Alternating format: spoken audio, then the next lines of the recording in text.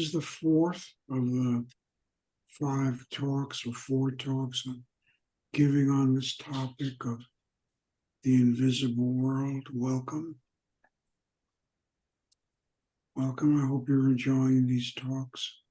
I'm enjoying giving them. The talks are good for me because I have to become clear to say what I want to say in just a half hour.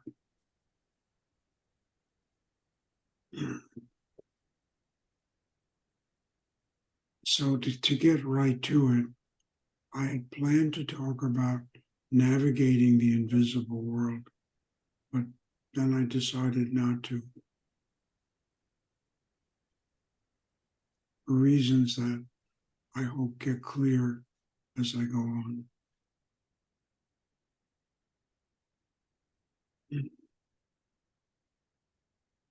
One afternoon, some years ago, I was out for a walk in northern Italy, and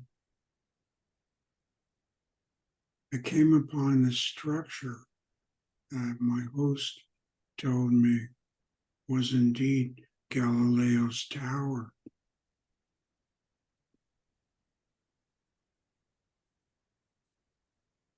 This man had climbed up this tower that he worked in and threw stuff out the tower windows. And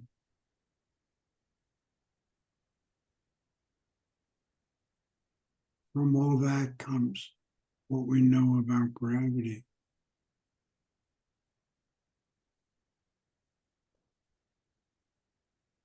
Gravity, the gravity that we take for granted is what seems to hold the invisible world in the ways that it's held. So gravity being invisible is the invisible glue.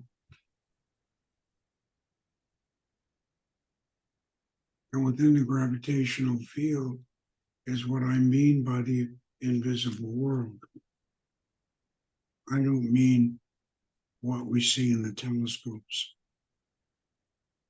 I have no idea what that is. I do have some sense of what's within the Earth's gravitational field.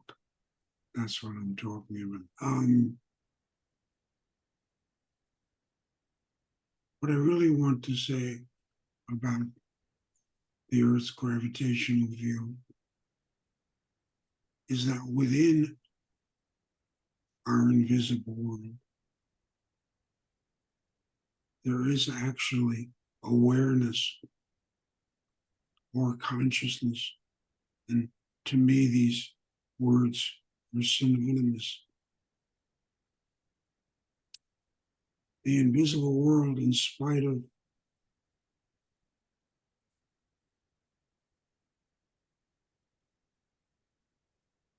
its lack of speaking to us in a language that we can comprehend,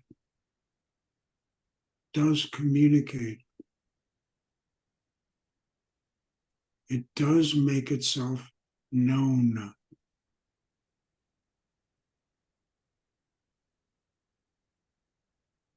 At least to some extent.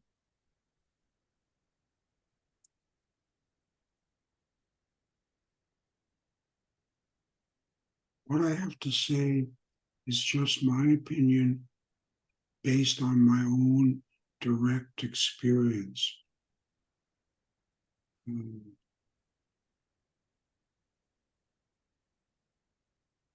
So let me find a way into this by talking about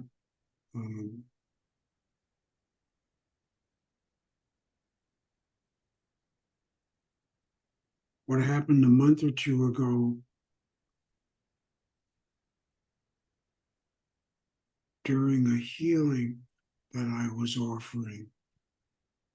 Most of you know that I practice remote healing, and I have been doing this for some years, more and more so during COVID and since COVID.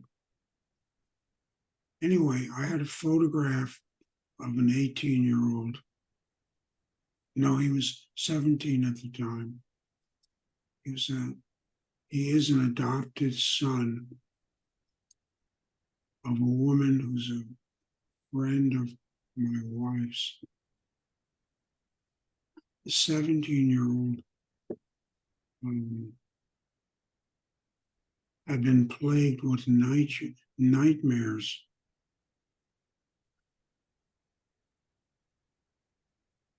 And the nightmares wouldn't go away.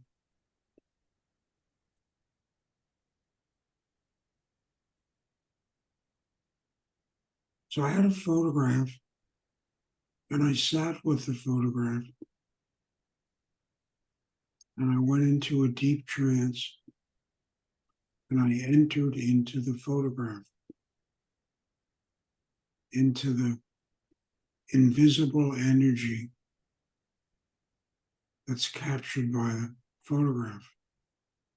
It's a digital photograph, came through on my iPhone. And as I said previously, digital recording captures energy. It's a faithful reproduction. The photograph froze the energy in time. We stepped into the energy of the photograph.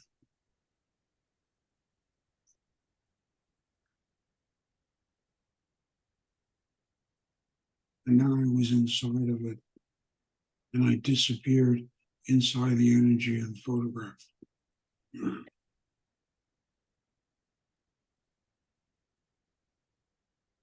Now, once you enter the invisible world, depending upon your skill and your permissions, and I'll talk about permission. If you have the right permissions and skills, what you encounter is the availability of all events that have occurred within the Earth's gravitational field.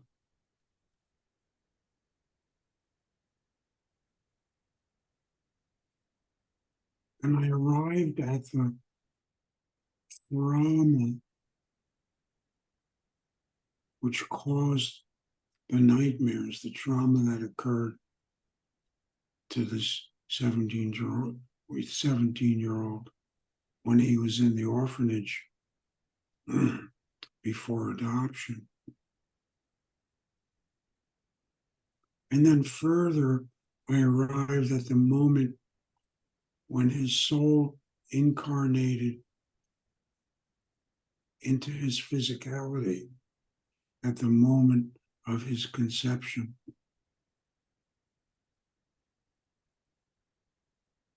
So I had these two moments, the traumatic insult at the orphanage and what I discovered was a very complex and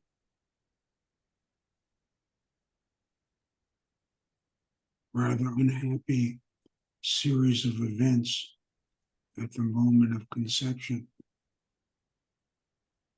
for this young man.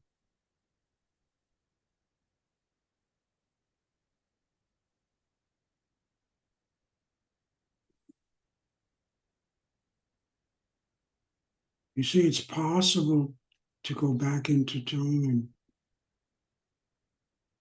and to land in these events.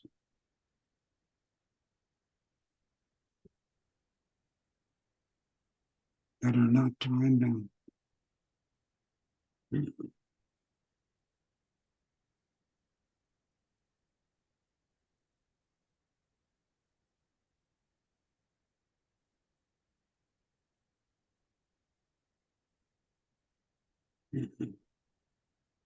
It's then my challenge to intercede in these events and modify what happened during these events.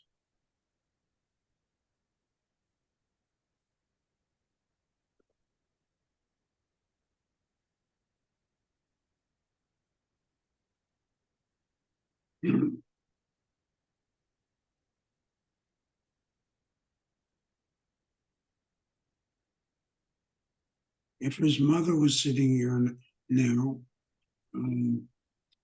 she could attest to how her now 18-year-old is doing these days. He no longer has nightmares at all. And the psychiatric diagnosis of paranoid schizophrenic has been discarded because he has none of those symptoms. He did, but no longer does. 6 months have gone by since I did what I'm describing.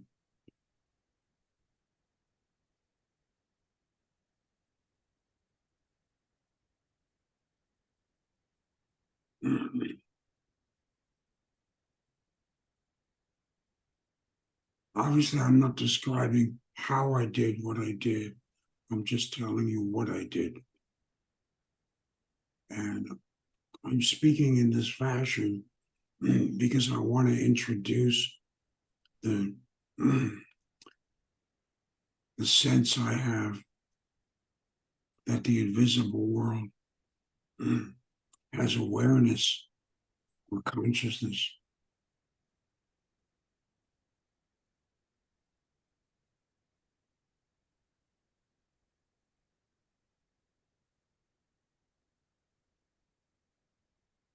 It speaks a language and it has its own terms of endearment.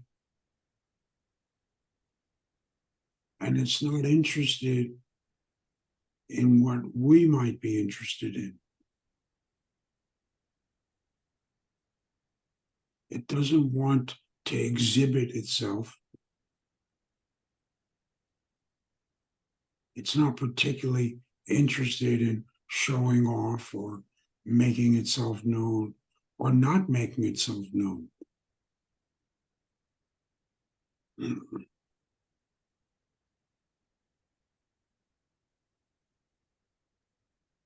So perhaps it will respond to your prayer and, pardon me, perhaps it won't respond to your prayer. Or perhaps it ignores you and perhaps it doesn't ignore you.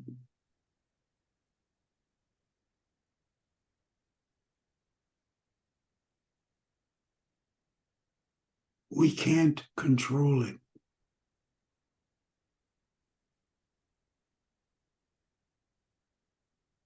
It has its own terms of endearment.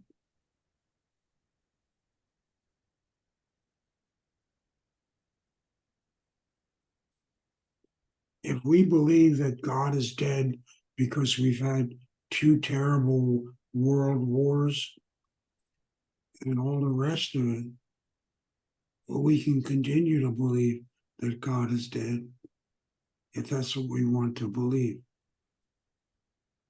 The invisible world is not going to jump up and down and shout and say, well, you're wrong.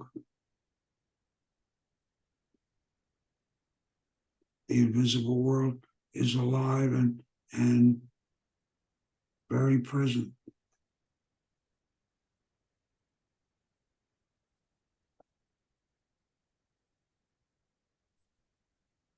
It hasn't died. God knows what would happen if the invisible world died. And I'm not alleging that all rocks have awareness and speak to us. It's far more complicated than that and quite hidden from ordinary understanding. It's often quite hidden from my understanding.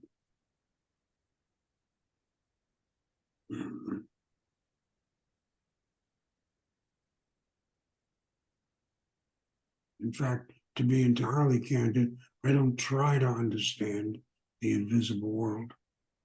I don't try to control it. I don't try to influence it. I simply try to be helpful. And sometimes I ask it for assistance.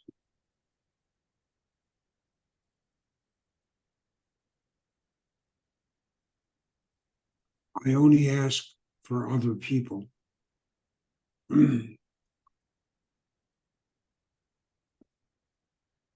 Within the permissions I have, it's not acceptable for me to ask for myself or my family.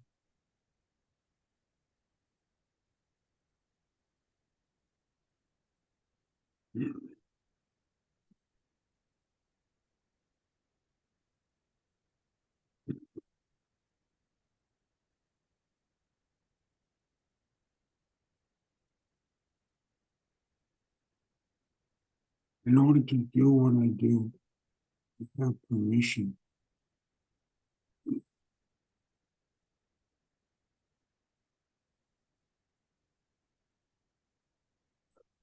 I can't just enter the invisible world and do what I did with that 17-year-old if I teach you how to do it. If I don't give you permission, or someone doesn't give you permission, you can't.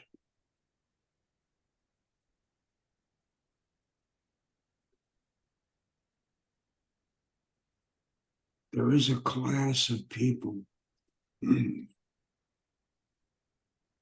class of our species who are trained to do this kind of thing and who are labeled priests and clergy of all kinds. We have various permissions from various sources.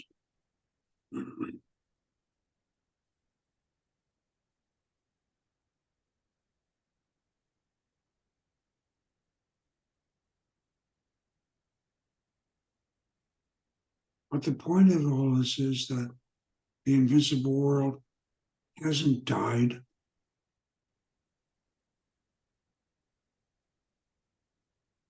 But it never promised us that there wouldn't be war or flood.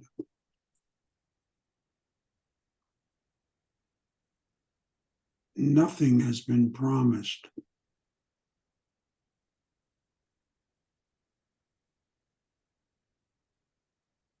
I've said oftentimes when I work with this topic publicly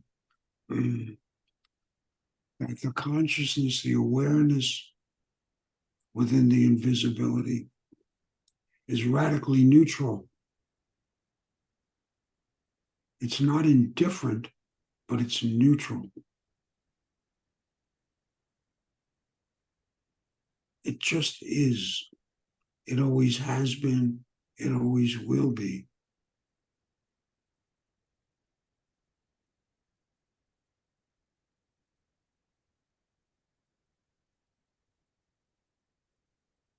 It's silent, and yet it's very rich because it contains within it all of what's happened on the planet. It doesn't contain what will happen. It contains what has happened.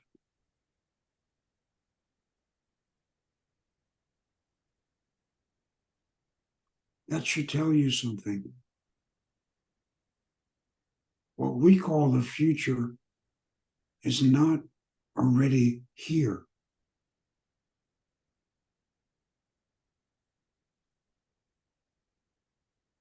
But what has happened is not lost. It's still here. And fortunately, you can't just routinely access that. If you could, it would make you crazy because you would become completely overwhelmed. And as you probably guessed, it's made me crazy at times. It's too much. It's way beyond too much.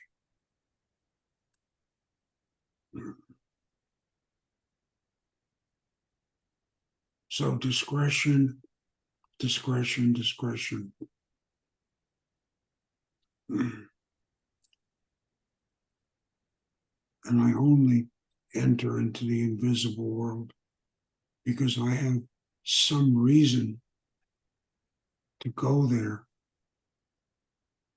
There's something I can do that can be helpful or useful. Otherwise, I stay home. It's not a playground. It's not for the curious.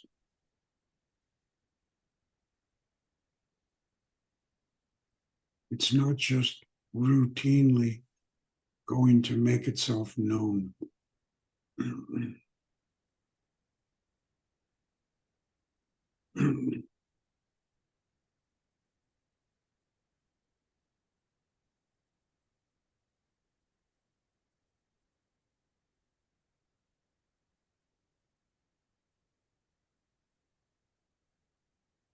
Noticing on the clock here that I'm starting to run out of time.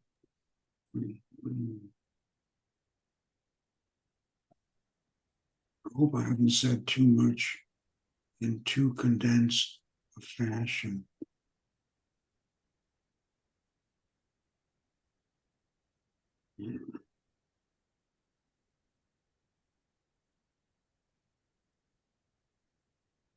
Sometimes our prayers are answered.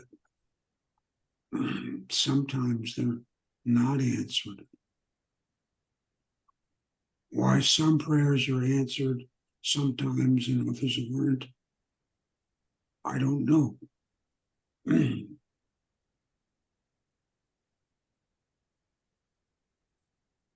No human knows.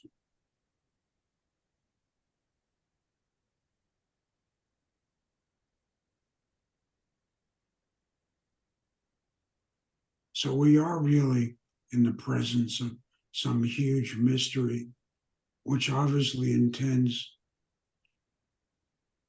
to remain as it is. I don't know if it intends to remain mysterious.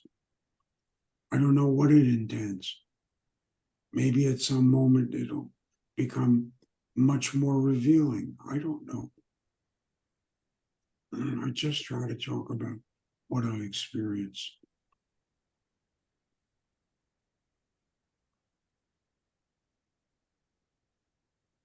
Often my experience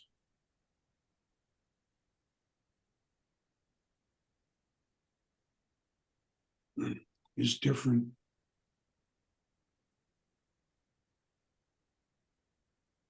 from the theologies.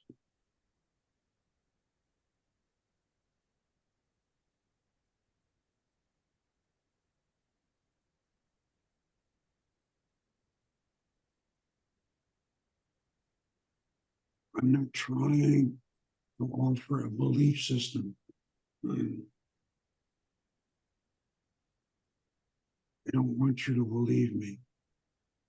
I don't have anything to offer you to believe it.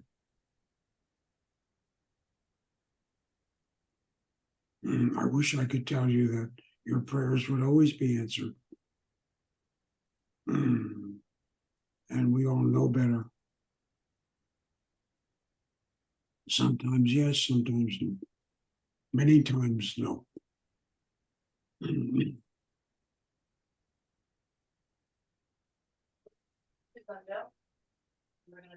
It's really wonderfully mysterious to us.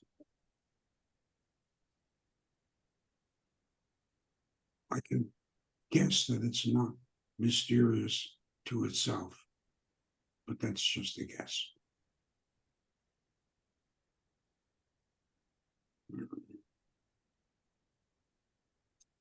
Thank you for watching and listening.